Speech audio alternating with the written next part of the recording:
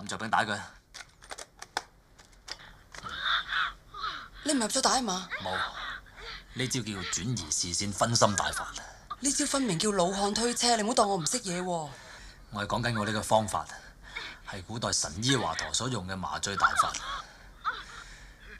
古時有關雲長全神貫注捉象棋刮骨療毒，今日有我007聚精會神睇鹹帶作骨攞蛋頭。開始，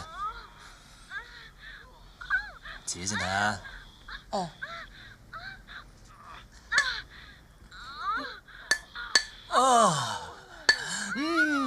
啲骨頭同子彈太近啦，隔離仲有得神經線，好痛啊！你忍下。黑人都有。